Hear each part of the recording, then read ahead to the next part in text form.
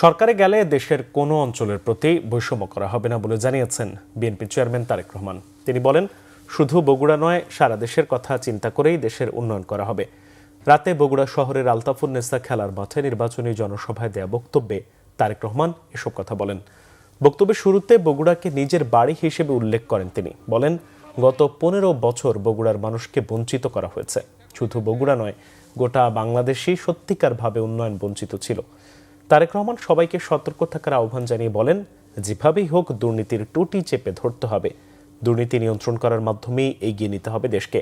সরকারে গেলে চাকরি, ব্যবসা বাণিজ্য যোগ্যতার ভিত্তিতে হবে, এমন আশ্বাস দিয়ে বিএনপি চেয়ারম্যান বলেন, কাউকে বঞ্চিত করা হবে না। 12 ফেব্রুয়ারির নির্বাচনকে অত্যন্ত গুরুত্বপূর্ণ বলে উল্লেখ করেন বিএনপি চেয়ারম্যান। গত 15 বছর বগুড়া তো বঞ্চিত ছিলই, বলা যায় সমগ্র বাংলাদেশে সত্যিকারভাবে বঞ্চিত ছিল। তো শুধু বগুড়ার কথা না, আমাদেরকে সমগ্রভাবে দেশের কথা চিন্তা করতে হবে।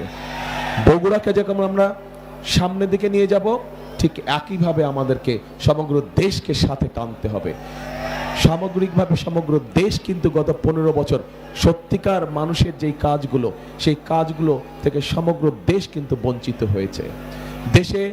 দেশের মানুষ চিকিৎসা সুবিধা ঠিকভাবে পায় নাই।